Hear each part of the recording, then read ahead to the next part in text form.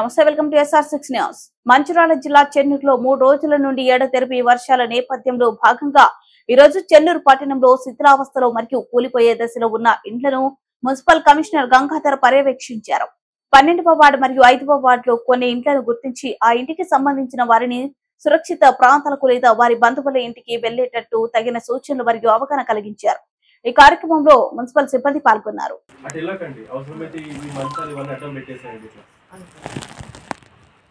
జరగడం నష్టం జరిగితే మనం బాధపడతాము. తర్వాత ముందు జాగ్రత్తగా మనం ఉండాలి.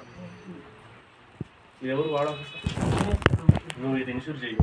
ఈ మంచాలన్నీ ఇట్లా పెట్టించేసి ఆ పెద్ద అమ్మని ఇక్కడ పెట్టించుకోవచ్చు. ఏదైనా జరిగిందంటే ఈ మంచం ఉంది కదా, ఇది వేయించేసి ఇవన్నీ ఇట్లా అడ్డం పెట్టించేసి ఇది ఈ ప్రాంతం యూజ్ చేసుకోకుండా చూడండి. ఎందుకంటే గోడ నానింది, అది ఇటు పడ్డ కూడా ఇబ్బంది అవుతుంది. మీరు ఇంకా అవన్నీ కట్టుకున్నారు, వాస్తవం మీకు ఆలోచలేదు. కానీ ఇది ఏమవుతుంది అంటే పెద్ద వర్షాలు, భారీ వర్షాలు కొట్టేసరికి కొట్టేసి వెళ్ళిపోతాయి.